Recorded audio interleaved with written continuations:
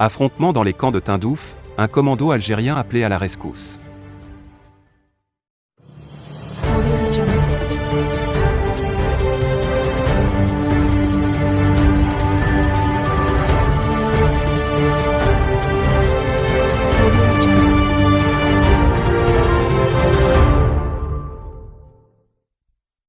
Les séparatistes du Polisario ont demandé le renfort de l'armée algérienne pour remettre de l'ordre dans des camps secoués par une forte rébellion.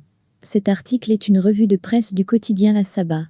Les confrontations tribales entre Ouled Moussa et Bouyatt à Tindouf se sont étendues aux sièges administratifs et à certains magasins appartenant à des dirigeants des deux tribus.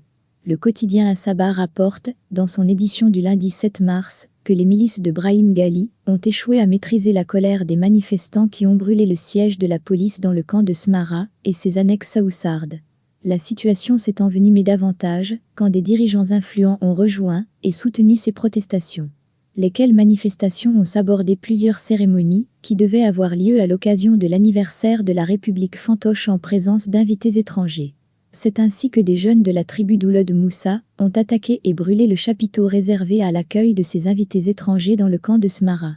Désemparés par l'ampleur de cette révolte, les dirigeants du Polisario ont été contraints d'exfiltrer, en catastrophe, leurs invités pour les transporter dans un lieu plus sécurisé au centre de Tindouf.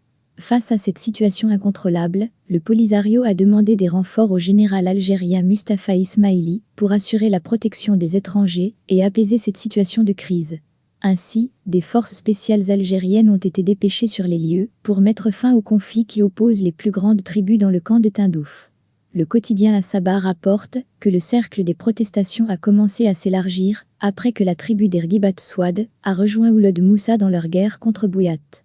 L'arrivée d'un convoi de militaires algériens aux abords des camps de Haouza et Jdiria n'a fait qu'irriter les belligérants qui ont refusé de négocier avec eux et ont fini par les pousser à quitter les lieux. Les soldats algériens se sont, alors, dirigés vers les environs du camp de Smara, où les confrontations tribales ont repris de plus belle tout près du siège de la police.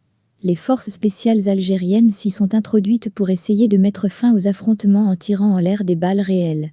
Mais, cette intervention a échoué, et plusieurs policiers du Polisario et des soldats algériens ont été blessés et contraints de quitter le camp avant d'y revenir tôt le matin, pour procéder à des arrestations.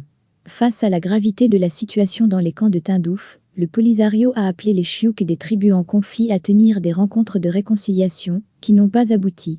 Le plafond de leurs revendications respectives a été placé très haut, menaçant ainsi l'existence de Rabouni, QG du Polisario qui est basé essentiellement sur des consensus tribaux. C'est ainsi que les membres des Bouyatt Gibat continuent à réclamer justice en réhabilitant leurs dirigeants et en appelant Brahim Ghali à cesser de soutenir leurs adversaires des Ouled Moussa. De leur côté, ces derniers réclament la protection de leurs enfants qui exercent dans la direction des séparatistes et appellent leurs cousins dans les services de sécurité d'arrêter de travailler jusqu'à nouvel ordre.